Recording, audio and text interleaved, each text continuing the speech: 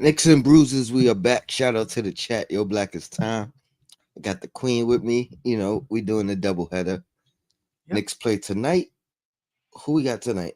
Memphis. Memphis. Tough matchup. Tough We'll match. get into that on Queen's Court along with the full week of who we play. But tonight I want to talk about have the Knicks peaked. We had a hell of a performance last game. Yeah. Pardon me. Peace, Queen. How are you? I'm doing well. I'm doing well. Thanks for asking. No Things are doubt. going good on this end. How's it going with you? Good, good. I'm transitioning still, about to make this move, but things definitely looking brighter than they were like last month. So Nice. I'm ready to make this big move. All right. But the Knicks, man, three in a row. Uh third in the East still. Mm-hmm. We're playing Memphis, like you said, they're third in the West. Yep. So, we're the top amongst the top six teams in the NBA. Mm-hmm. Tough matchup for us.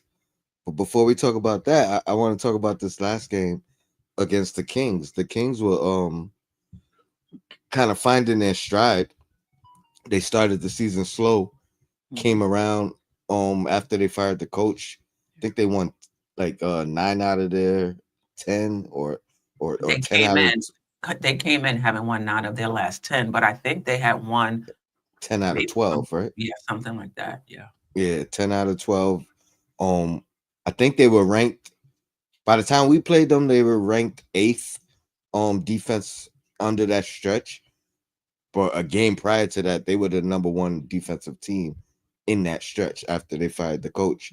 Mhm. And our offense trumped their defense like easily. One of the best performances of the year, other than that Denver game. And I would argue that it was a better win, a better performance than the Denver game. We didn't score as much.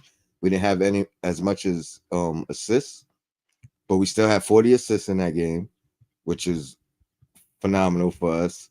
Yeah. Um, I think we had 4 players with 20 points. Um, four or five starters had double digits. I mean, that was the best win of the year. So my question is, have we peaked for the stretch run?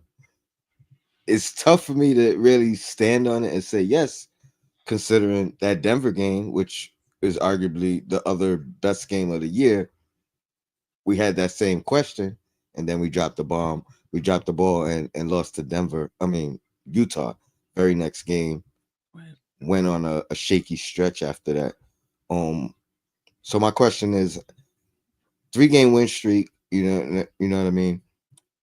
Do you feel like we're peaking right now for the stretch run, or are you confident in where we are, or are you like skeptical, like I am, in a little bit because of we had that great win in Denver and then we kind of dropped the ball. I mean, if by peak you mean we about to go on a run and I don't know how many games we got left, like 36, like and we're gonna end the season 28-5. I'm not sure we peaking like that. But if by peak you mean that there's not gonna that up and down season, where we're beating good teams and losing to good teams and beating really bad teams and then struggling with bad teams. Even though we beat Brooklyn, it was more of a struggle than we thought. I don't think that's ended. I think that's going to continue to be the case. I think the Knicks are going to be this Jekyll and Hyde team where there are going to be some games in which you really get to see, at least on the offensive end, how good they can be. And then there are going to be other games in which they still struggle. Um, and how do I know that? I don't. I just don't feel confident. To your point that they've kind of crossed the threshold where they're going to beat a fair number of good teams. They're not going to struggle at all with non-playoff teams. I'm just not there yet. But all of that being said, they're still in a really good spot given how up and down and inconsistent they've been. And I still think the Knicks have work to do defensively. Like that game, that Sacramento game was a glimpse of what the offense could be, like beautiful. And when you're playing offense like that, it doesn't matter what your defensive rating is. It just doesn't matter. But the thing is, in the playoffs, are you going to be clicking on all cylinders like that in a series um, enough to win 4 out of 7? No, is your offense going to click like that, regardless of what the other team is doing defensively? You know, Yeah, that's what's a little tough. that's some great points because I mean, you could say this whole year offense has carried this team, right? It's been like a you said Jekyll and Hyde. It's almost been a Jekyll and Hyde from year to year, if you will, when you talk about what carried us in previous years Mhm. and what has been carrying us this year. Right. I guess we'll get into the defensive concerns and maybe how we could fix that a little bit later. But that is a great point, 100%. And I agree. It's like I can't be that Denver game and then the next game after it really traumatized me. You know what I mean? Because after that Denver win, I was probably the highest of I was at my highest peak of my Knicks fandom and believing in this team, Mhm. and not saying I don't believe, but like you said, I think it is still somewhat of a learning curve. You know what I mean, for this team to reach their stride. But I mean, here's what I'll say: we don't have many bad teams left to play That's correct. for the remainder of the year, right? So we can't really play down to our competition. We had the toughest remaining schedule, you know, so they say, and so this stretch run really is a time to prove where we are. I think where we are right now, a large part to do with it is it fell right in line with the rest that we got. Mhm. You know what I mean? The home stand that we're on. Mhm. I think all these things are contributed. I think we're identical records, right? For home record and Yeah, road record. 15 and 8 Um, up. yeah, 15 and 8 on both home and away. So we're kind of finding ourselves at home, which is great. We've been pretty good on the road all year. So the home stands are catching up. Mhm. So it feels like we're peaking. You know what I mean? I'm gonna say this, and we'll talk about the next 4 games or whatever on your show on Queens Court. Mhm. That's gonna be a telling sign, right, of where we are. Absolutely. Yeah. Yeah. I want to add one other thing that came to me. I wonder if, part of the up and down of the season, some of it is chemistry, but I wonder if some of it is the fact that we're not a good defensive team. And so offense is going to be more up and down than defense, right? Because some games you can get the same good shots and they just don't Don't fall. fall. And we can't fall back on our defense to kind of carry us during those games. So it's almost like if we're shooting well, we have a better chance of winning. If we're not shooting well, we can't, you know, rely on our defense so much. Some games we kind of grinded it out, Hmm. when we weren't shooting well, and that's great as well. But I'm just wondering if that says something about a reason for our little up and down seasons that we just don't have the defense to fall back on when we're not shooting well. Yeah, I agree 100%. We went from relying on our defense to win to Mhm. now figuring out how to win when the offense is at its peak, when the Yeah. offense isn't clicking, and we've seen it done numerous ways this year. We've seen us resort back to what got us where we were last year in offensive rebounding, winning some games for us when we didn't shoot the ball well. But that hasn't been a consistent staple. And other than the offense, what has? Right. Let me appreciate you, Jason Benjamin, with the super chat. He said, "If you told me in the preseason we'd be 30-16 with 3 new starters who didn't have time to adjust in training camp, I would sign up for that 100%." Mhm. I think you touched on that a little bit earlier, Quinn. where we are is great. You know what I mean? When I say peaked, that's really just talking about we can be better than this. Correct. You know what I mean? And so yeah, where we are is awesome. Where we can be in the future, whether it's this year or just moving forward, Mm-hmm. sky's the limit. But yeah, I agree. I would have took this, you know, without hesitation. 13, 30 and 16. You know what I mean? Third in the East, sixth in the league, and now we're gonna be playing these teams to really showcase, are we legit? You know what I mean? We don't have the opportunity to play down moving forward, so Yeah. we have to play our best. And tonight is a good. I mean, I know this week it's Memphis, Denver, and the Lakers. Then we have two more. I forget who those two more the two other teams are. But this week, statistically at least, looking at team stats, Memphis is the best of the bunch. Like top five, top six in so many offensive and defensive categories. So they're the best of at least the three teams that we play this week. Hmm. I think we play Houston next week, And then and Toronto, right, on a back to back. I hope so. I I think it's hope so. Toronto. We I get a think yeah. little I think reprieve, Toronto. I think Toronto's on the tail end of a back to back. Speaking of which, they're on a 3 or 4 game win streak. You know what I mean? I think Barnes got player of the week, Eastern Conference player of the week this week. And then our opponent tonight, Jared Jackson Jr. got player of the week on the Western side. So um yeah, I know Toronto is in there on the tail end of the back to back. and they're playing better. To your point, so don't Yes, get too happy about having played. absolutely. Particularly how we played against some of the teams that are quote unquote not that great. Nets in particular. Mhm. Um, I want to talk about this last game real quick. Let me shout out Jason Benjamin again. Appreciate you. Super chat. He says, I remember the tough times as a Knicks fan, as we do, Knicks and bruises. Uh, it's nice to see these problems. This team still practically still learning each other. I agree. I said it before the year. I don't think we're gonna see the best version of this team until next year. You know what I mean? I And agree. yeah, that's no knock on where we could be at the end of the year, but we should only improve. Yeah, I said that. I think it was last week.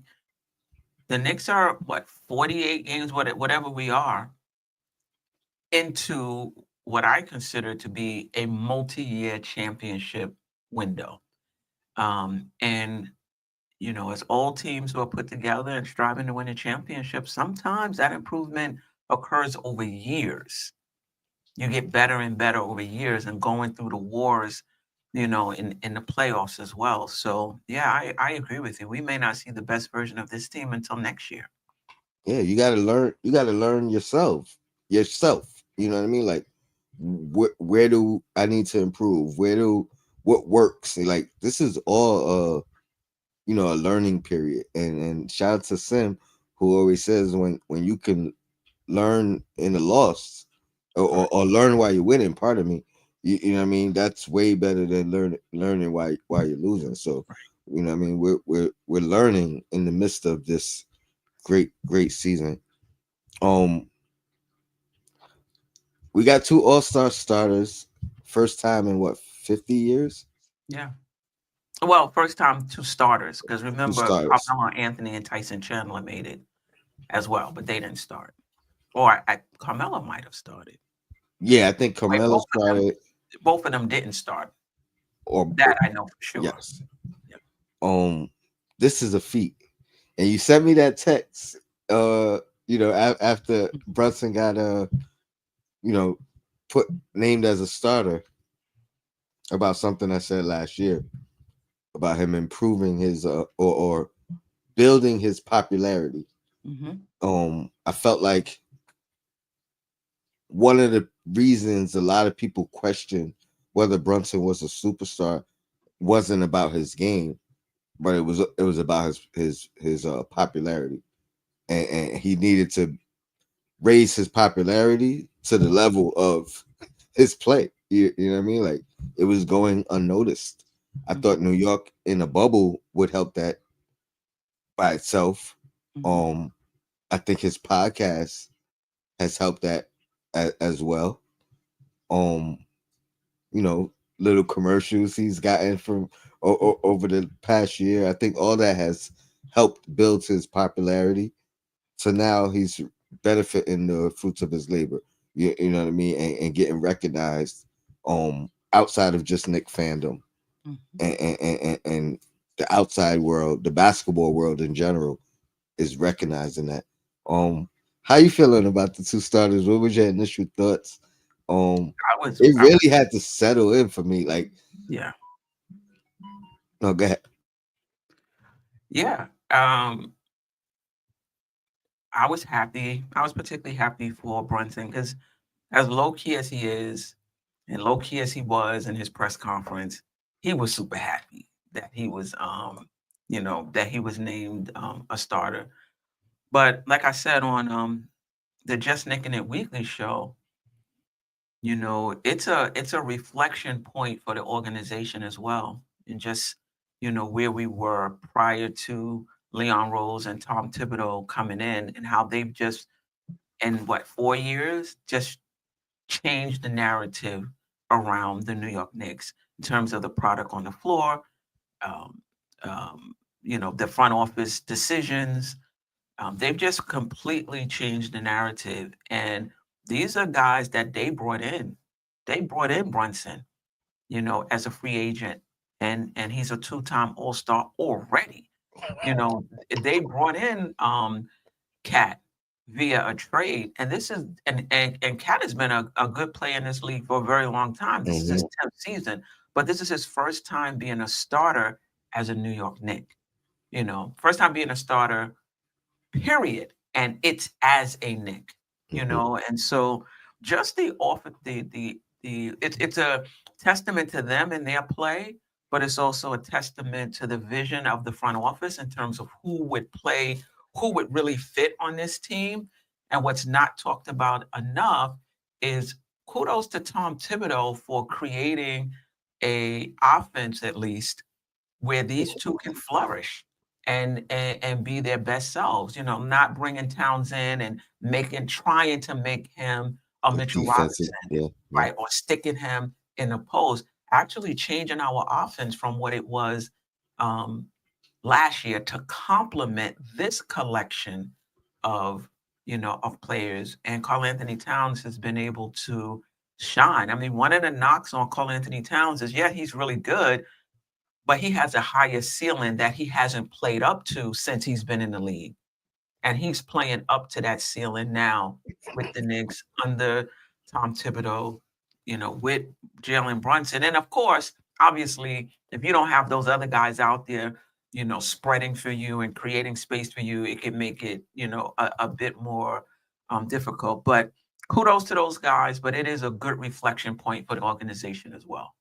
That's some great stuff. I, to me, I feel like when I got the news, I was like, oh, they're supposed to be all stars. Like it's the starting part that kind of has settled in for me as time has gone on, and I'm like, oh, nah, this is different. You know what I mean? Like Carl Anthony Towns, like you said, hasn't been a starter. He's been an all star, hasn't been a starter.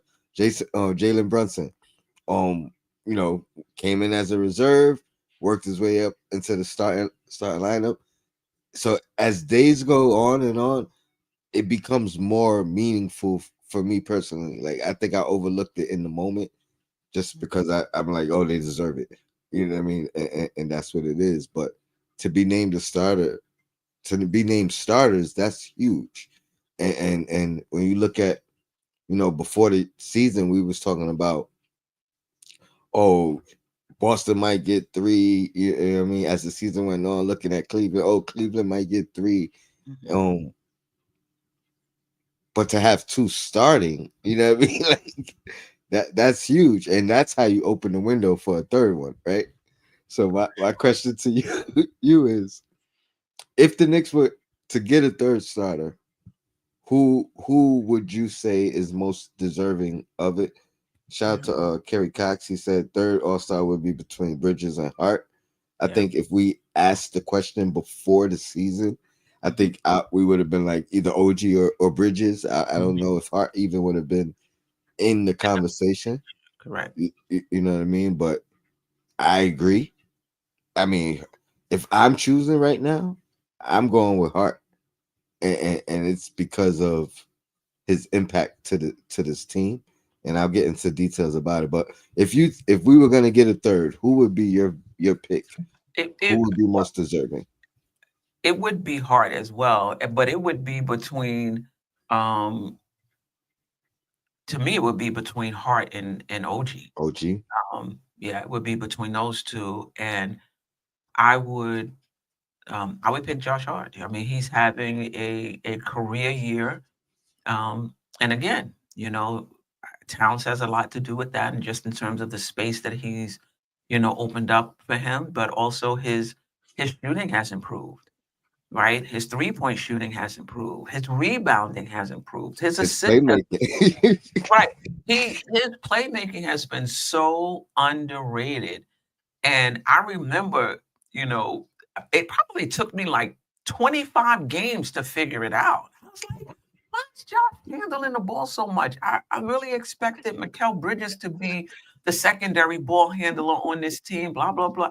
But you know what? When I went to Washington and I watched it up close, good seat, shout out to Sim, I was like, yo, his playmaking is underrated. How many good looks he generates, you know, um, for others on the team. He's just a dynamo out there. Like you can't forget about the fact he's 6 foot. Just forget about it. Like it shouldn't even be part of the conversation anymore. Mm-mm.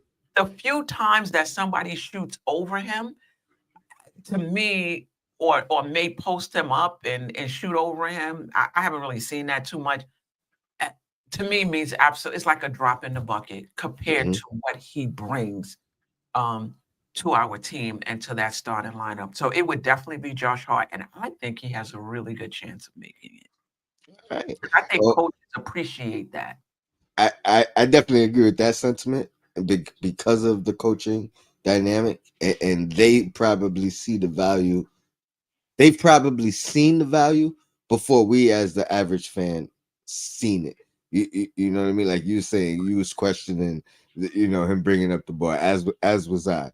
I mean, a large portion of the fan base was questioning whether he should be in the starting lineup. You know what I mean? He Still, himself, still, yeah, he it's over himself for me. I'm out of that conversation.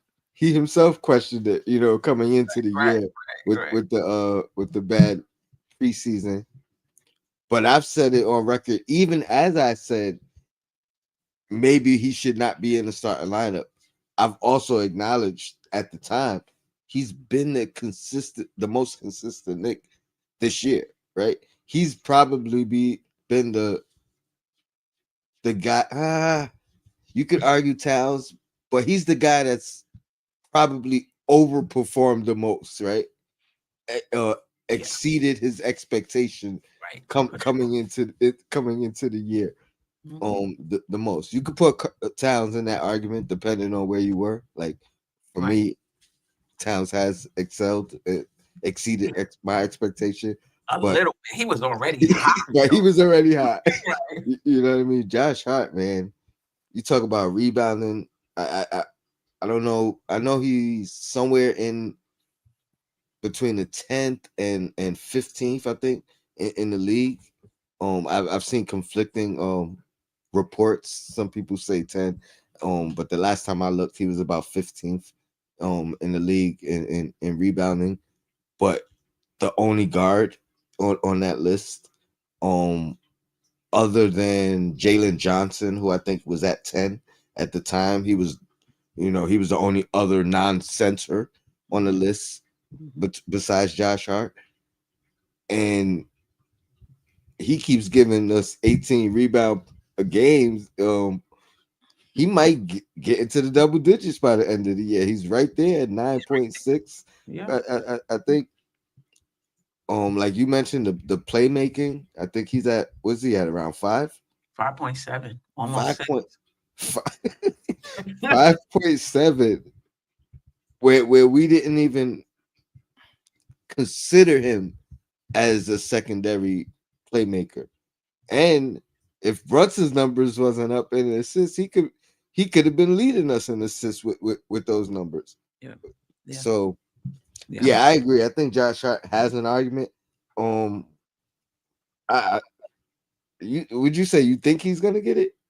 I, You I, think I he think he has is, or you think he can? I think he can. I think he has a good chance because remember, and this is going back to your previous point. I wanted to say really quick. What's impressive about Brunson and Towns is, remember, I think I would not have been as impressed if it was 100% fan vote, because that could be more like a popularity Hmm. contest. But it was 25% the media, which tells you that he's getting, recognition, nationally. But then also the players, 25% the Hmm. players. So they respect his game um, as well. But Josh Hart, though, when it comes to the coaches, I think it's going to be a tough decision for coaches. I think he's going to be pulling at those heartstrings because coaches love those types of guys. However, you got Garland out there, you got Jalen Brown out there. I don't see the case for Lamelo Ball, just given his injuries, games played, where his team is. But even if you take out where his team is, because some people believe it's an all-star game, so it shouldn't matter what your team is doing. I don't I would still pick Hart over LaMelo Ball. I guess I'm a homer. But there's so many other guys in the Eastern Conference. It's gonna be tough. Yeah, it's like you said. Like if I'm looking at it from a basketball fan perspective, LaMelo Ball is perfect for the All Star game, right? Like that could be, that looks like a place where he could excel, he could showcase, showboat, all that. But if I'm looking at it from a coach and what I know as a coach I need on a team Mhm. and impact, yeah, you got to go with Josh Hart. I mean, he's there's an argument like he's been our third best guy, Easy. and I don't think that was in the expectation. You know what I mean? Like No doubt. fifth best starter was definitely his title coming in, Mhm. and like I said, a lot of people argued that he shouldn't even be a starter. So If yeah, we were in first place or second place, he would have a really, really good shot. I was Really just good I shot. was just gonna say that 2 games back of Boston. Mhm. I don't know what the timeline is on the final decision. I don't think we have enough time for us to catch him. And but yeah, if we were already at 2, I agree. It should be it should be a lot, because it's always like top 2 teams. They'll get that third guy in, and it's never a numbers thing. It's more of an impact thing when that third guy gets in. Mhm. Um, Yeah, for sure. yeah. So let's talk about Mitchell Robinson. He's yet to come back. Mhm. Oh man, what do we do? What do we do? Like there's still rumblings about trades. You know what I mean? Some including him, some not. We'll talk about Sims as well. Did you hear the report? He requested a trade. No. Um, And I was doing my reading today, catching up on the Knicks. I didn't see that article. this was I don't know if it was a full week ago, but this was definitely a couple days. He You know what feeling I mean? himself, if that's Couple true. days. Yeah, I don't know if it's true, because you know what I mean. Like I don't know how much validity is there to it, but a lot of people have spoke on it and mentioned. I think it was Bondi who initially Okay. reported it. If I'm Hey, getting young fella, go my ahead. quotes right. um and there's been interest in Sims, and there's been reports the Knicks is shopping Sims. So I feel like if somebody is moved, he's probably the first he's probably first on the list. I think there's talks about him and Javante Green. Are you Mhm. familiar with him? Is he a guard? Yeah, He the guard? yeah. Did he play for Milwaukee at one point?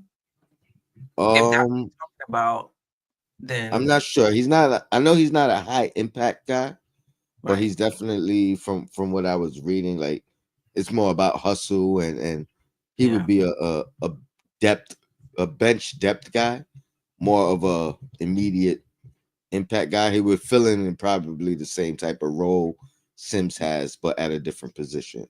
Right. So he's like a wing, 5'6", maybe 5'7", 6'6", 6'7". 6'6". Pardon me, Oh, pardon me.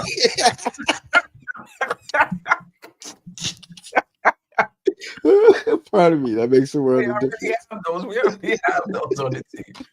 Um, I mean, and we'll talk about this more on the Queen's Court. Are you team staying pat or team change? And listen, if you can get an impact player, do it.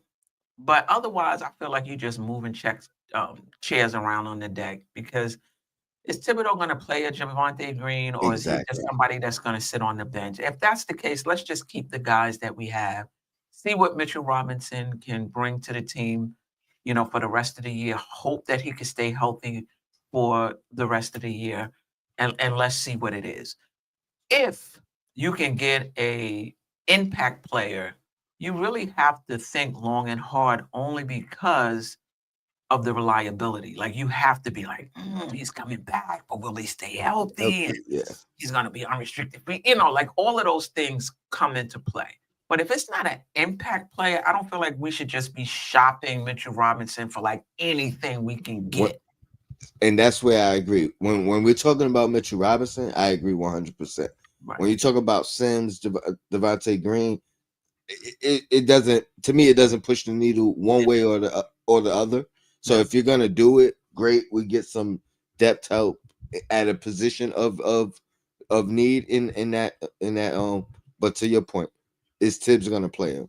How much of the going through the battlegrounds and earning Tibbs trust, and you know what I mean, is he gonna be able to get through and go through before he even makes it within that circle of trust? So to me, that's just like an insurance policy type move. Same thing with holding on to Sims, is more of a insurance policy type move rather than we have him, we're keeping him because we're gonna utilize him um to the full strength. But Mitchell Robinson, I agree. It has to be an impact move Correct. if you're moving him. Are there any impact moves or any trade speculations that you've heard that move the needle or you would be okay with? Um, anything that piques your interest? Not really. Now, this is who I've heard that doesn't pique my interest. Vucevic doesn't pique. Nurkic doesn't piqued my interest. I saw Boucher for Toronto. He doesn't pique my interest only because I don't really see him as a center. He's Mhm. so thin. I see him more as like I don't see him as a center. And not that I don't like his game, but can he play? Can he play out on the perimeter? I don't think so. Like that would pique my interest if he was somebody with his length, his ability to shoot the three, and his shot blocking. If he could play out like a 3, 3, 4, that would pique my interest. But as a center, no. Who else I heard? Jordan Clarkson. I like Clarkson. I know a lot of people don't like Clarkson. I like Clarkson because he has what I don't think our bench has, and that is somebody who can create for Mhm. himself. I think we have people on the bench who can score, like Deuce can score, um, Precious maybe can score, but all of those guys need to be set up for the most part. You got to create for them.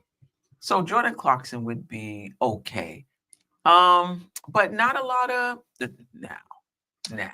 Let me give Kessler, I think is a dream. He would be a needle mover for me, but let, other than that, it's not a lot out there. let me give DJ Shuttle his props and shout out to him. Um, he texted me a couple weeks ago about um Kessler and Sexton for like Mitchell Robinson and Deuce, and I think we had to put a third person in it to make the salaries match. Um, I like that trade. If somehow we could like over Clarkson, I would prefer Sexton, especially if we gotta include Deuce, because I Right. think he kind of offsets that part. And I agree. I think Kessler is a he's a good long term and short term piece.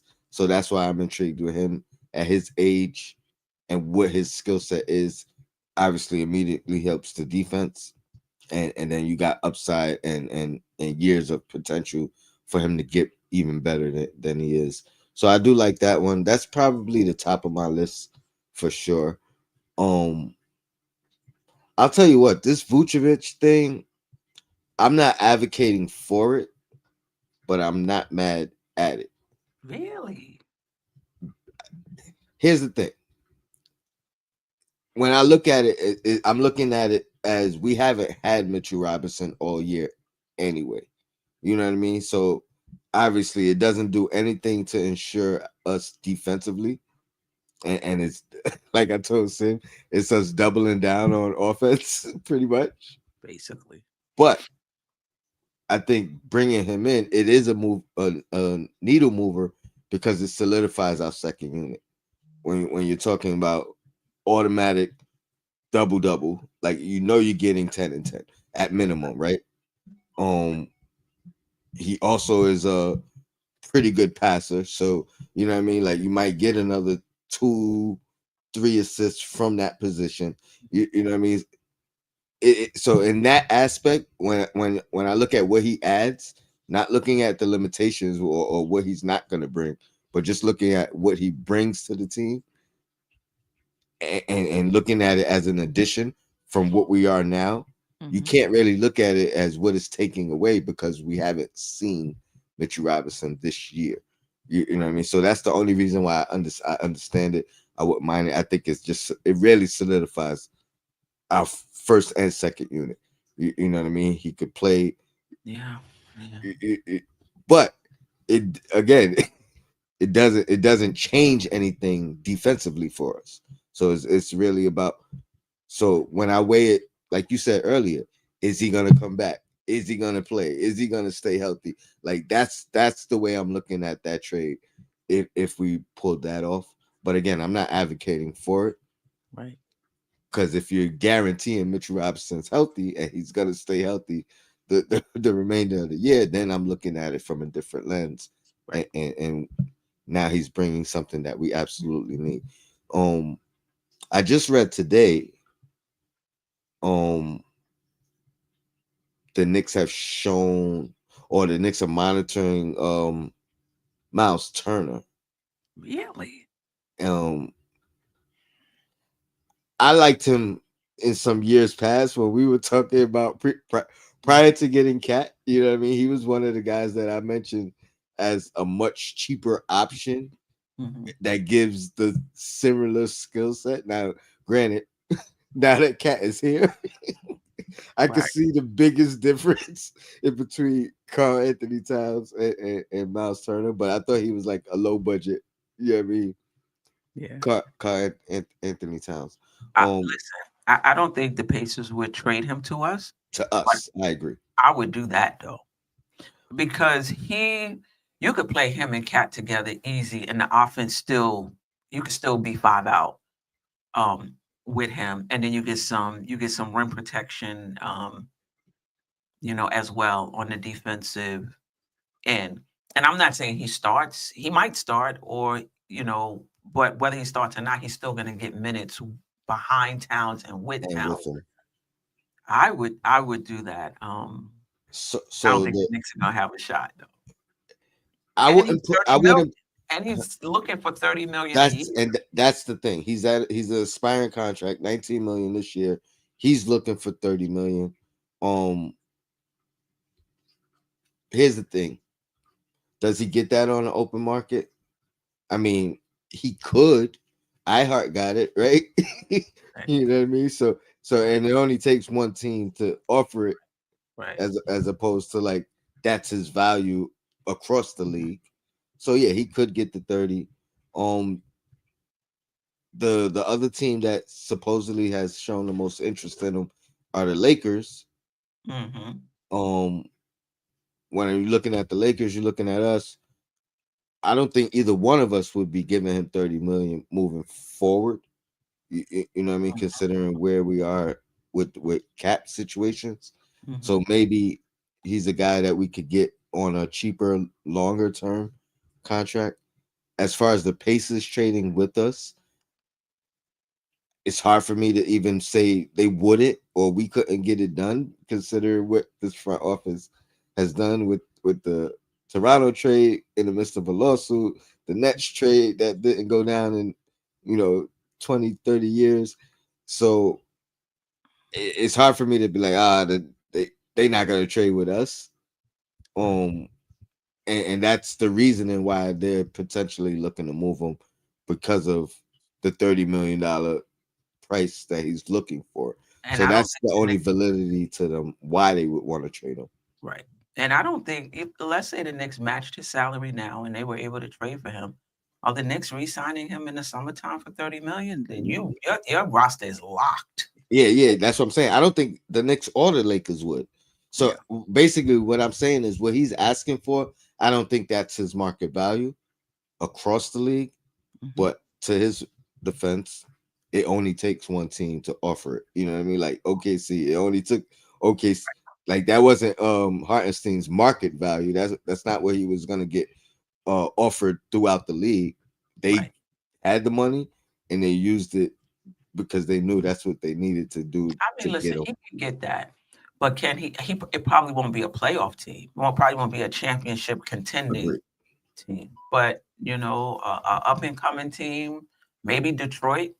They if they want that type of center, um, yeah, a team that's close maybe may feel like he'll move them a little closer. But But yeah, I don't think it will be the money would just be it wouldn't be yeah, a no, I agree. If we sign them, it would be a rental, or you know what I mean. Like you would be banking on them negotiating a more of a fair price, right? right. You know what I mean. Not breaking the bank. So I agree. That's the reason why I would say it's least likely to happen. But as far as fit and what he could, Mhm. I've been advocating him on this team for a couple years just because I like the spacing. Definitely a rim protector, and at 19 is more of a value. You, Right. you know what I mean? When you start talking about 30 million, he's just out of our price range at that point. You know what I mean? Not saying he's not worth it. Can I Um, can I highlight a comment? absolutely cool. All right. So I agree with you, Coach, that Mitch will be the perfect complement to Cat. I don't see him starting though. I see him, maybe 15, 20, some are 22 minutes a game behind Cat, next to Cat. But this is the thing with Mitch. And I think this is something we gloss over as well. When Mitch gets healthy. Like we'll say, Mitch is going to be able to do this once he's healthy. Mitch is going to be able to do this for our team once he's healthy. And we gloss over that once he's healthy. And the Mhm. reality is that's a big piece when you talk about Mitchell Robinson.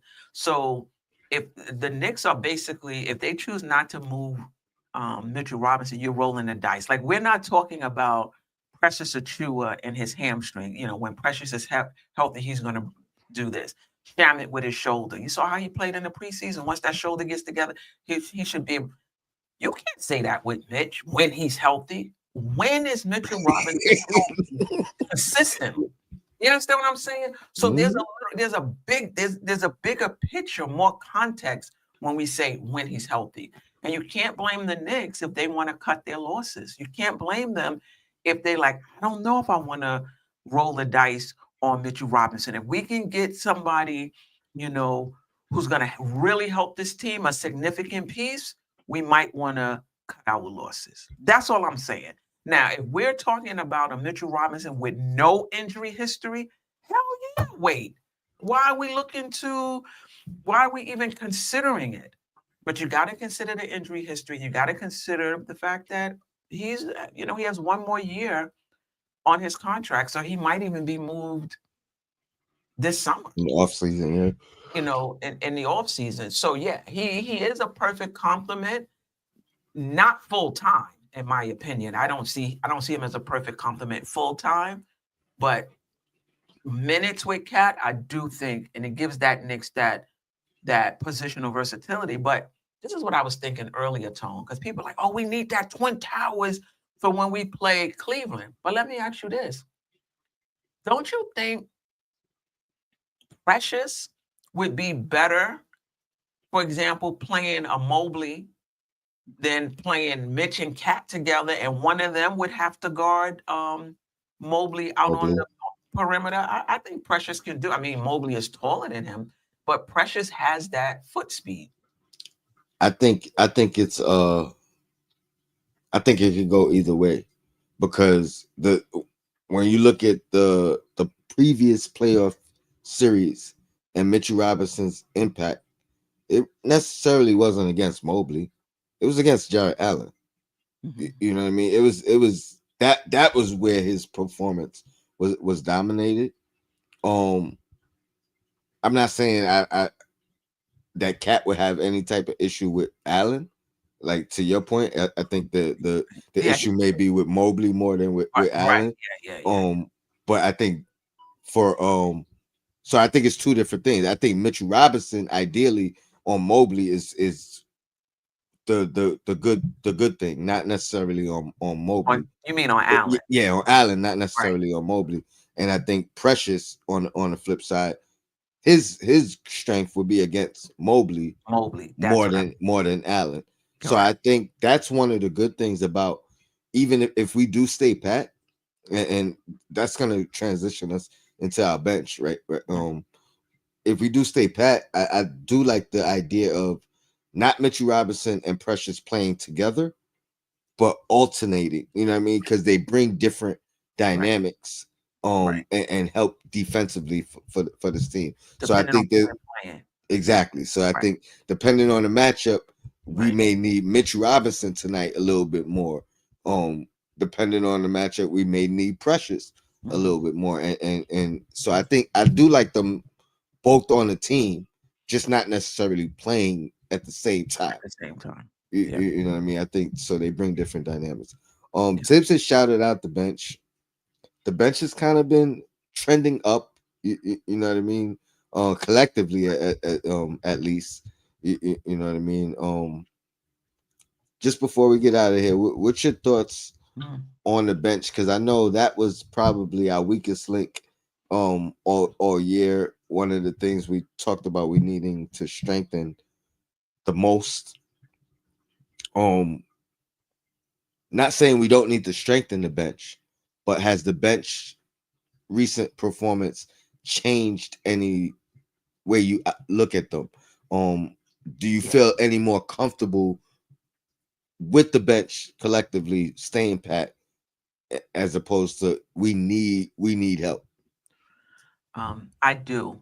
I do. And I think Tibbs does also because you see four of them out there now with just one starter, whereas before it would be two out there with three starters. And so you'll see yeah, all four of them, out there with Towns. I like that combo, them out there with Towns. But I've seen them also out there with OG. I've seen them also out there with Hart. I do think the bench is trending up. Shamit had hit some decent shots for us. Hopefully that continues because he's been underperforming, at least in terms of my Mm-hmm. expectations and what he showed us in preseason. So I'm comfortable. I'm comfortable with the bench. I think we can get more out of Shamit. I think we can get more out of Precious. I think we can, campaign. I want him to continue his aggressiveness. There was a point where he just stopped being aggressive. Then his minutes start getting cut down, and I think he was like, "Okay, all right." He came back aggressive, and McBride beginning of the season, I think he was getting like 25 minutes off the bench. Hmm. Those minutes have gone down. I don't know if that's injury and he needs to work himself back up. I'm not sure what that is, but he can get more minutes, as well.